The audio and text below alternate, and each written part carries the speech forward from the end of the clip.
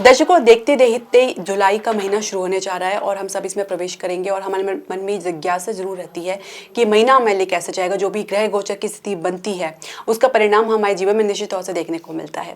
हर किसी दर्शकों, वैदिक एस्ट्रो केंद्र में आपका स्वागत है। मैं ज्योतिष आचार्य पूजा। हमारी मासिक राशिफल देश की श्रृंखला की शुरुआत तो हमने कर ही दी है और आप ये सब जानते हैं कि हमने अब तक आपको 4 राशियों के बारे में बता चुके हैं और यदि आपको कोई मिस हो गया है तो प्लेलिस्ट में देख सकते हैं।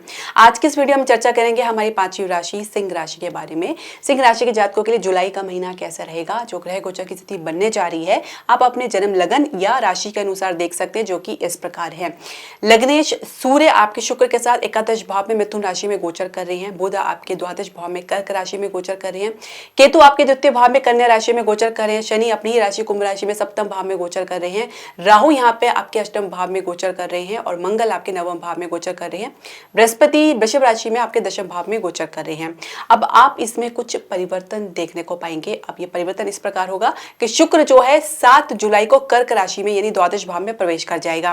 मंगल आपका जो है 12 जुलाई को वृषभ राशि में यानी दशम भाव में प्रवेश कर जाएगा। यहाँ पे बृहस्पति के साथ युति बनाएगा। सूर्य आपका 16 जुलाई को कर्क राशि यानी द्वादश भाव में प्रवेश कर जाएगा। बुध 19 जुलाई को सिंह राशि में प्रवेश कर जाएगा। शुक्र 31 जुलाई को सिंह राशि में प्रवेश कर जाएगा। तो इस प्रकार आप इनमें कुछ परिवर्तन देखेंगे। सबसे ज्यादा महत्वपूर्ण आपके लग्नेश का राशि परिवर्तन है, जो आपके द्वादश भाव में जा रहा है 1 महीने के लिए। तो अब इसका क्या परिणाम आपको आपके स्वास्थ्य में देखने को मिलेगा, क्या उतार चढ़ाव, क्या सावधानी आपको बरतनी है, ये हम आपको पूरे विश्लेषण के साथ प्रस्तुत करेंगे। इसके अलावा शिक्षा करियर के लिए क्या किस प्रकार का उतार चढ़ाव आपको देखने को मिलेगा, क्या सावधानियां आपको बरतनी है, कुछ चेंजेस आपको देखने को मिलेगा। साथ ही आपके कार्य क्षेत्र यानी नौकरी पेशा लोगों के लिए जुलाई का महीना कैसे जाएगा, हम पूरे विश्लेषण के साथ आपके सामने प्रस्तुत करेंगे। व्यवसाय और बिजनेस के लिए किस प्रकार के ग्रोथ के चांसेस मिलेंगे। इसके अलावा आपके प्रेम संबंध के लिए यानी आपके लव रिलेशनशिप के लिए जुलाई का महीना कैसे रहेगा, क्या कुछ बात बनेगी आप लोगों के बीच में। इसके अलावा जो विवाहित दंपत्ति है उनके लिए कैसा रहेगा, संतान प्राप्ति के क्या योग बनेंगे, वो हम चर्चा करेंगे। साथ ही कुछ हम उपाय आपको बताएंगे जो ज्योतिषी प्रामाणिक उपाय है, तो वीडियो के अंत तक जरूर बने रहें। तो अगर हम शुरुआत करें तो उससे पहले मैं आपसे एक निवेदन करना चाहूंगी कि आप हमारे चैनल को सब्सक्राइब करें, बेल नोटिफिकेशन जरूर प्रेस करें। इसके अलावा आप हमारे चैनल को लाइक और शेयर जरूर करें। अब देखिए, शनि आपके काफी समय से सप्तम भाव में गोचर कर रहे हैं, जिनकी पूर्ण दृष्टि आपके लगन पर पड़ रही है। अब शनि आपके छठे घर के स्वामी भी है। अब यहाँ पे बात यह है कि आपके लग्नेश जो अभी एकादश भाव में है, तो लाभ के भाव में बैठे हैं, तो अच्छा खासा सपोर्ट आपको देखने को मिल रहा है। बृहस्पति का भी सपोर्ट आपको देखने को मिल रहा है। इसके अलावा क्योंकि बृहस्पति आपके जो है सेंट्रल पोर्शन में यानी आपके दशम भाव में गोचर कर रही हैं, तो अब ये देखेंगे कि शुरुआत तो काफी अच्छी होने वाली है, कुछ आपको सुधार देखने को मिल सकता है। लेकिन अष्टम भाव में राहु और द्वितीय भाव में केतु आपको जरूर परेशान कर सकते हैं। कुछ गुप्त समस्या के कारण, कुछ आपके गले के इन्फेक्शन की वजह से भी कुछ इस प्रकार की समस्या देखी जा सकती है। स्किन से रिलेटेड प्रॉब्लम देखी जा सकती है। कुछ पानी से आपको कुछ इन्फेक्शन या कुछ स्किन डिजीज हो सकती है, कुछ इस प्रकार की समस्या देखी जा सकती है। बुध आपके द्वादश भाव में गोचर कर रही है। कुछ पुरानी समस्या बार बार उभरती है और ठीक होती है, फिर उभरती है, ठीक होती है। कुछ शनि की वजह से ऐसा देखा जा सकता है। लेकिन मध्य जुलाई के बाद जैसे ही सूर्य आपके द्वादश भाव में प्रवेश करेंगे, तब आप देखेंगे कि कुछ ना कुछ आपको स्वास्थ्य संबंधी समस्या बनी हुई है, क्योंकि आपके इम्यून सिस्टम में कुछ कमी आएगी। आपके जो बॉडी रेजिस्टेंस पावर जो है, विरोधक क्षमता जो आपके शरीर की है, रोग प्रतिरोध की क्षमता है, उसमें थोड़ी गिरावट आप देख सकते हैं। कुछ इजीली इन्फेक्शन आप कैच कर सकते हैं, या कुछ आपको इस प्रकार के कुछ कह सकते हैं कि किसी से इन्फेक्शन हो सकते हैं। इस प्रकार के छोटे मोटे प्रॉब्लम्स देखे जा सकते हैं, तो बहुत सावधान रहने की आवश्यकता है। सबसे बड़ी बात है साफ सफाई रखें, अपने आप को अपने अंदर क्लैरिटी रखिए। दूसरी बात ये कि आपको किसी के बहकावे में नहीं आना, किसी के उकसावे में नहीं आना। कहीं ना कहीं इसकी वजह से भी कोई समस्या देखी जा सकती है। कुछ वाद विवाद, झगड़ा, फसाद या कुछ कानूनी समस्या देखी जा सकती है, तो इससे आपको दूर रहना है। कुछ संघर्ष की स्थिति बन सकती है मध्य जुलाई के बाद। छोटी मोटी समस्या अगर हम छोड़े तो कुल मिला के एक सामान्य रहेगा। मध्य जुलाई के बाद आपको सावधान रहने की आवश्यकता है। जैसे मैंने बताया कि 16 जुलाई को जो आपके लग्नेश सूर्य है द्वादश भाव में प्रवेश करेंगे, तो लगभग 1 महीना वहीं पर ही रहेंगे। क्योंकि शनि की दृष्टि आपके लगन पड़ी रही है। थोड़ा आलस से भी आप रह सकते हैं। कुछ आलस की वजह से भी बहुत से काम आगे के लिए टाल सकते हैं। ये कुछ ऐसे एक्टिविटीज हैं जिसको आपको करना चाहिए अपने आपको एक्टिव रखने के लिए, वो भी आप आगे के लिए टाल सकते हैं।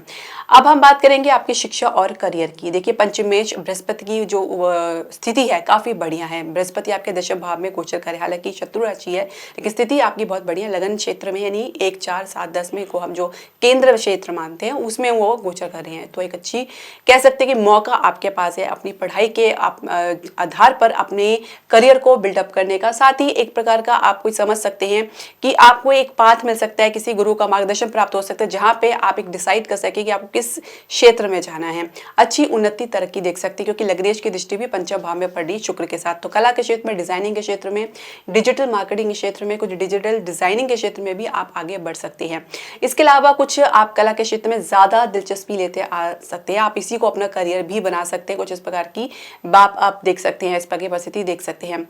कंपटीशन में आपको निश्चित तौर से सफलता मिलेगी, लेकिन शनि बिकॉज आप जानते ही हैं कि ये बहुत ही संघर्षकारी ग्रह है और आपको संघर्ष के बाद ही विजय देंगे, तो संघर्ष मेहनत से कभी आप पीछे ना हटे।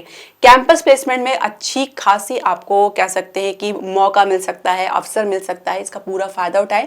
भाग्य का पूरा सपोर्ट है। 12 जुलाई के बाद जैसे ही आपके जो मंगल है, जो नवम भाव के स्वामी है, आपके दशम भाव में प्रवेश करेंगे, एक अच्छी ग्रोथ आपको देखने को मिलेगी। कह सकते हैं कि एक ऊर्जा आपके अंदर देखने को मिल सकती है, जहां पे आप ये डिसाइड कर पाएंगे कि आपको किस क्षेत्र में जाना है और कहां पे आपको अपना करियर बनाना है।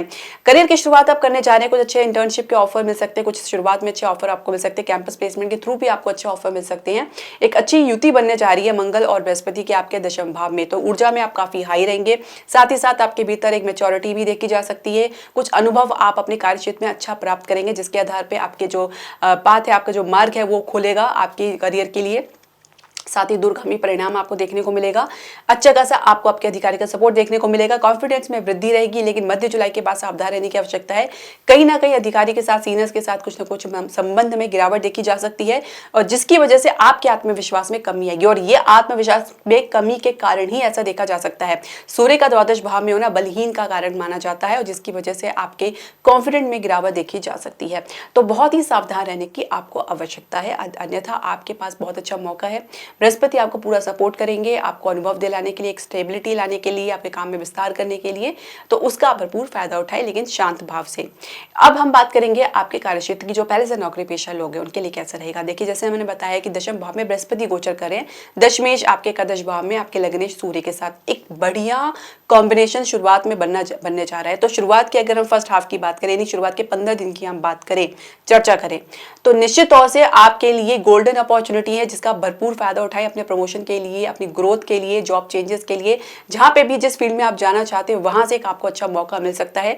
कह सकते हैं कि शुरुआत बहुत धमाकेदार हो सकती है आपके करियर के लिए। अगर ये स्थिति आपके कुंडली के साथ भी अगर बनती है, तो आप समझ लीजिए कि अब तक आपका जो भी गिरावट का फेज था, ये जो भी संघर्ष का फेज था, वो ओवर हो गया, क्योंकि अब आपको अच्छा खासा सपोर्ट आपको अपने कार्य क्षेत्र से देखने को मिलेगा।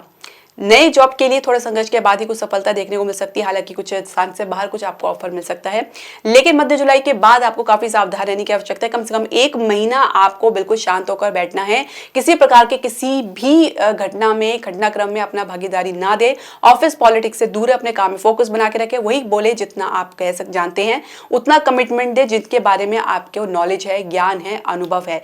बिना इसके और इसके बिना आप जो भी काम करेंगे, आपको उसमें एक समस्या देखने को मिलेगी, प्रॉब्लम देखने को मिलेगी। आप कहीं ना कहीं अपने आप को फंसाते नजर आ रहे हैं।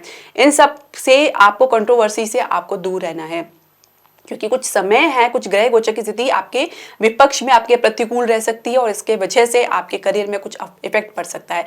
तो बहुत ही सावधान रहने की आपको आवश्यकता है। व्यवसाय बिजनेस की यदि हम चर्चा करें, तो देखिए, हम बता रहे हैं कि शनि जो है काफी लंबे समय से आपके सप्तम भाव में गोचर करें, पूरे वर्ष इसी भाव में रहेंगे। अब आपको दूरगामी प्रोजेक्ट में ज्यादा इंटरेस्ट आएगा, और काफी आप कह सकते हैं कि काफी मेच्योरिटी के बाद, कुछ ऐसे झटके के बाद या कुछ ऐसे एक्सपीरियंस के बाद कुछ आपको नया अनुभव देखने को मिल सकता है, जहां पे आप ये डिसाइड कर पाएंगे कि कहां पे आपको इन्वेस्टमेंट करना और कहां नहीं करना है। रियल एस्टेट में भाग्य का पूरा सपोर्ट आपको देखने को मिलेगा। कुछ ऐसे ही कह सकते हैं प्रोजेक्ट आप हासिल कर सकते हैं जहां पे आपको अच्छा खासा रिटर्न देखने को मिले।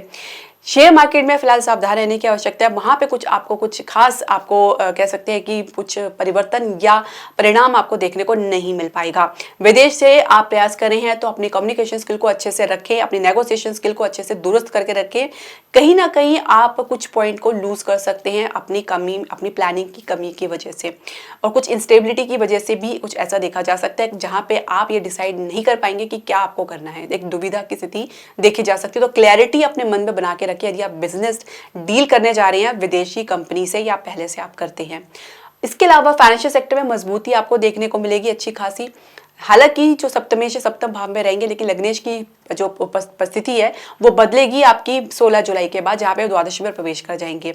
तो वहां पे थोड़ा सा आप किसी भी प्रोजेक्ट को लेते समय कुछ हेजिटेशन, कुछ हिचकिचाहट आपके भीतर देखी जा सकती है, जहां पे कॉन्फिडेंट की कमी के चलते बहुत से प्रोजेक्ट आपके हाथ से निकल सकते हैं। कुछ इस प्रकार की समस्या या परिस्थिति बन सकती है, तो आप बहुत ही अलर्ट रहें, सावधान रहें। प्रेम संबंध के लिए कैसा रहेगा जुलाई का महीना सिंह राशि वालों के लिए? पंचमेश आपके दशम भाव में गोचर कर रही हैं, तो हालांकि अगर हम इसे भाव भावता की पोजीशन देखें तो ये आप कुछ कह सकते हैं, कुछ विरोधाभास आपको देखने को मिल सकता है, लेकिन फिर भी आपको ज़्यादा जल्दबाजी नहीं दिखानी। हालांकि शुक्र और आपके जो लग्नेश है उनकी जो दृष्टि आपके पंचम भाव में पड़ रही है, तो ये आप कह सकते हैं कि कुछ राहत आपको ज़रूर मिलती नजर आ रही है। इसके अलावा जैसे ही आपके लग्नेश द्वादश भाव में आएंगे और शुक्र भी आपके द्वादश भाव में आएंगे, तो कहीं ना कहीं हानि, नुकसान, खर्चा इसके संदर्भ में देखा जा सकता है। लेकिन फिर भी आप लोगों के बीच में एक बॉन्ड जो है वो बना रहेगा, एक मेच्योरिटी लेवल, एक कह सकते हैं कि जहाँ पे आप एक लास्ट मोमेंट में डिसाइड करेंगे कि नहीं, जो हुआ हुआ, अब आगे हमें सोचना है, पॉजिटिवली सोचना है। तो कहीं ना कहीं इस प्रकार की पॉजिटिविटी आपके रिलेशनशिप में बनी रह सकती है।